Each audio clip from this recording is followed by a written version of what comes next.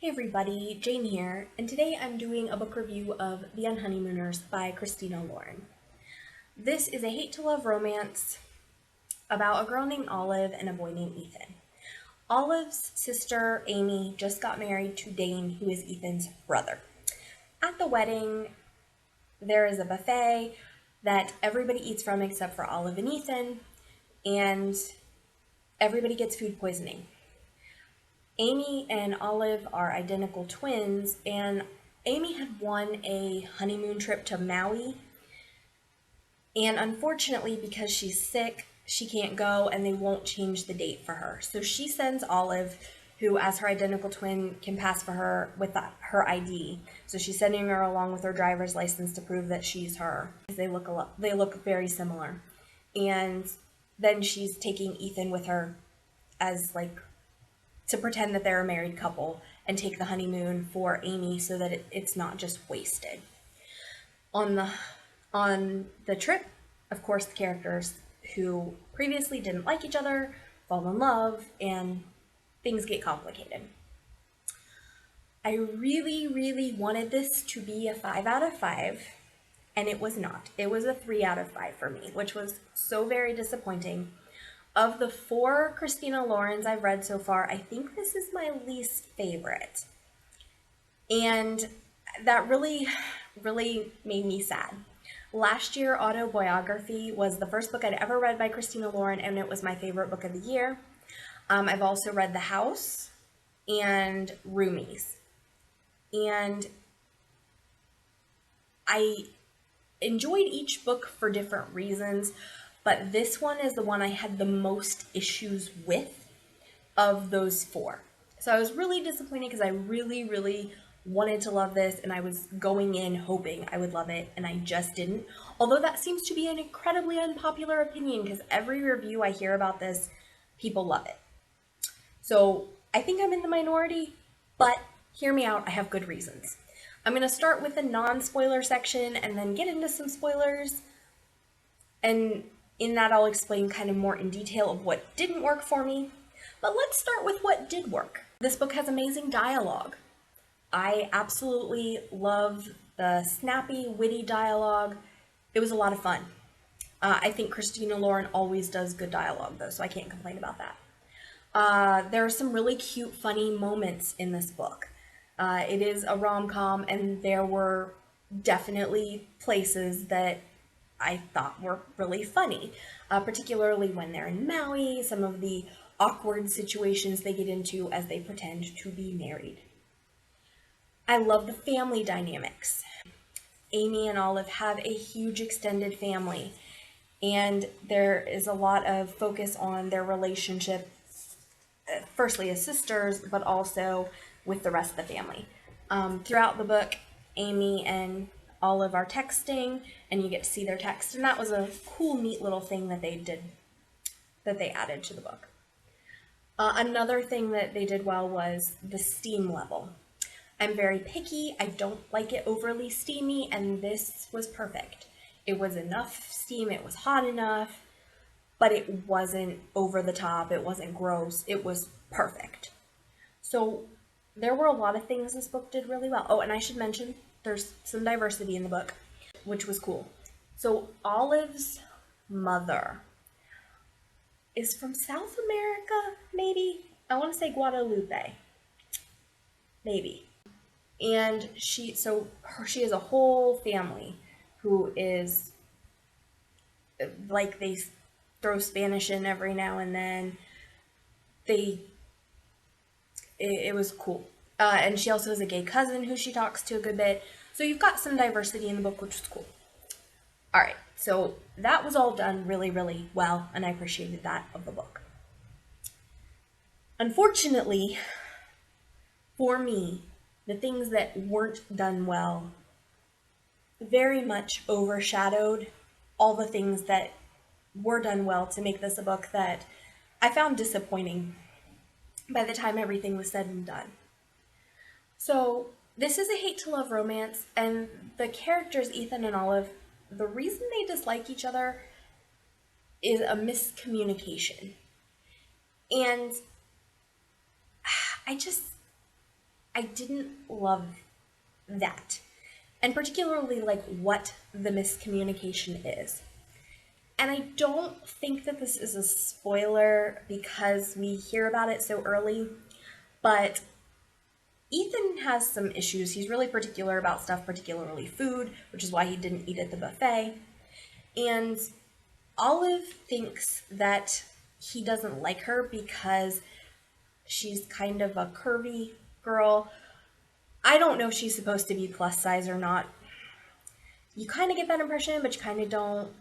I wasn't sure which way they were going, but she says she's a curvy girl, and the first time she met him, they were at the state fair. She got some cheese curds, and he got grossed out by a curvy girl eating cheese curds. And so that's why, like, they didn't like each other, and it just, I don't know, that didn't work for me as a good enough reason. And her assumption that, like, oh, he's grossed out because I'm a big girl eating cheese curds, I didn't love that. I really didn't love that at all. Another thing that didn't really work for me is that Amy and Dane play a fairly large role at the middle to end of the book, and I didn't feel like they were developed enough for that to happen. Like, we kind of needed more I needed more in the setup for the rest of it to work. Some of the stuff that happens later felt like it was coming out of left field. And I'm going to go into that in the spoiler section if you want the specifics, but just know that didn't really work for me. Another thing that didn't work for me, and I know this is a rom-com, believability doesn't have to be super, super there, but we definitely went into unbelievable territory. So Amy had won this trip to Maui, and they live in Minnesota, maybe. Minnesota or Nebraska, one of those states. Yet, at this resort in Maui, Ethan and Olive each meet somebody that they know, who is from the same hometown as them. And that was not believable to me. It just didn't work. And these people weren't like together as a couple, because I could almost go with that. But she meets a person that is important to her story arc, and he meets a person that's important to his, and it just, I found it so unbelievable. I didn't like it. Also, there is a whole side plot in here about Olive's job hunting career stuff. So when we start the book, she is job hunting. She's been laid off of her current job. And I felt like the author was trying to do something similar to what they did in Roomies, which was explore how a relationship can change, like, a person's trying to get a job, make them more of themselves, make them look for what they want. But that didn't really come across here. Like, I felt like the whole story of Olive and her job really didn't need to be told. It was disruptive. It wasn't done well. I did not like it basically all the way through, and that arc I felt should have been completely cut. It didn't work for me. Additionally, the epilogue of this book, I did not like that either. It really just didn't work for me.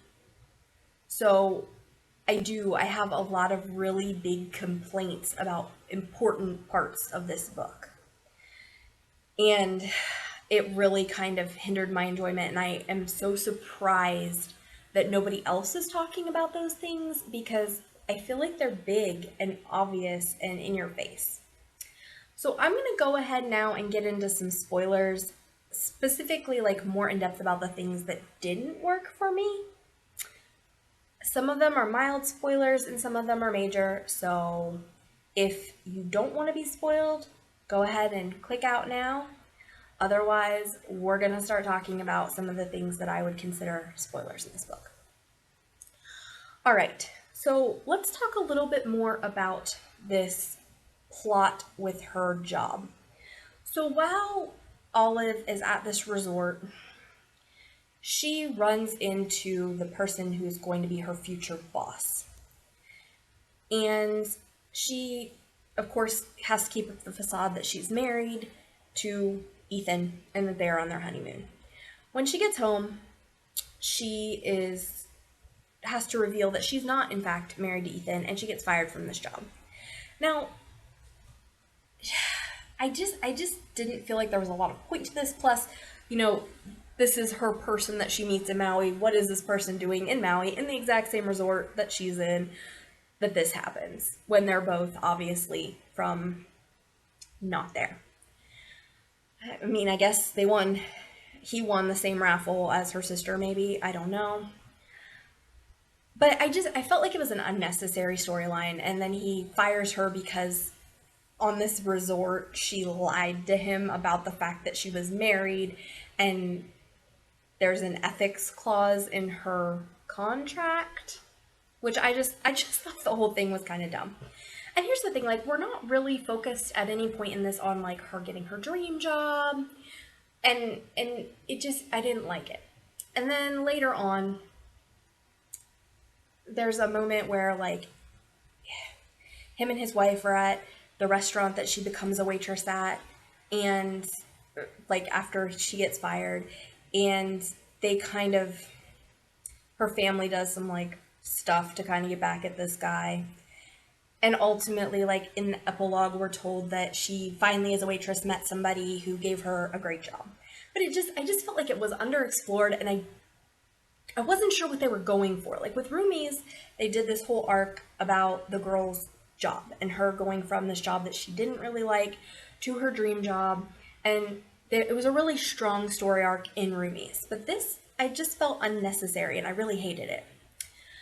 The other person that they meet in Maui at the exact same resort they're in, besides her future boss, is Ethan's ex-girlfriend. Now, I didn't actually have a problem with that so much. Like, I felt like it was unbelievable, but I could have gone with it, and I could have been like, okay, Ethan's ex-girlfriend is there with her new boyfriend, and that's cool, but I couldn't do both the ex-girlfriend and her boss separately. Again, these are people from, if you go to a resort out of state, are you really going to run into one person you know, let alone two?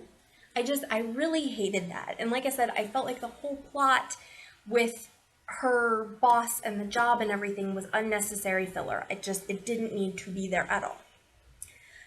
So the next point I want to make is we find out that the reason that Olive and Ethan actually didn't, like, why Ethan gave her a weird look and he just thought she was fat, was because Ethan had told his brother that, he found Olive attractive, and his brother had been like, no, bro, don't go there. Well, it turns out the brother Dane is just a complete jerk. And he didn't want Ethan and Olive hanging out because he's doing some dastardly stuff on the side. And I guess here's the thing. I didn't feel like we had enough lead up to that happening. Like, Olive doesn't love Dane. The brother-in-law, she thinks he's a little bit of a frat boy. But for him to be as icky and obnoxious and everything as he is, I felt like we needed more lead up to that. I didn't think that was very well done. Additionally, I thought kind of what happens when they get back from Maui with Dane is very weird. So Ethan shows up, him and Olive are together, and they meet up with Dane in a bar. And Dane basically is like, hey, if you ever want to trade brothers, we should do that. And he's being, like, gross. But here's the thing, like, she's been his wife's twin a long time, so all the, hey, we should swap because you're twins, and it would be like sleeping with my wife kind of thing. I feel like that should have come up a lot earlier for this guy's level of jerkiness. Like, why is it all of a sudden that, he never was like, hey, you're twins, we should swap around, until she started dating his brother? Weird. Then, the thing that kind of, like, is the big Ethan and Olive breakup for a little while, because he doesn't believe that Dane said those things or meant it in the way that he did. And either Ethan really doesn't know his brother, or it, well, and I guess maybe that's it.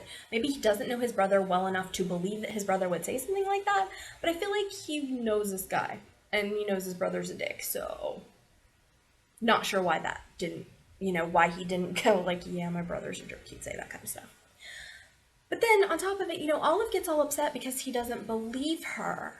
But at the same time, they haven't been dating that long, and that is his brother. And I know, and she does kind of mention, like, if it were her sister, she'd probably feel that the same way. But they literally break up because of this. Because his brother says something dirty to her, and she's all like, he said this, and it made me uncomfortable, and then they break up. Until, Ethan realizes his brother's a jerk. The other thing is, Dane has been cheating on Amy this whole time, and Olive kind of finds out about it and tells her, and I didn't really love that plot thread either. Like, because then Amy and Dane break up, and it's just kind of a mess, and I just wanted a hate to love in Hawaii. I didn't really need all this stuff afterwards. I didn't need them having this moment where Dane's a jerk and then Amy and just, I didn't feel like there was enough lead up to the Amy and Dane relationship issues. It just felt like it was tacked on at the end to me. At least that's how I felt. Because Amy and Dane have been dating for, I think, 3 years before they get married. So it's not like a shotgun wedding or anything. So I feel like there should have been more awareness of that, or something just didn't work with that plotline. I didn't like it. It didn't work for me. Another thing that didn't work for me was the epilogue. So in our epilogue, Amy is now dating somebody else randomly, who I don't think was anywhere else in the book.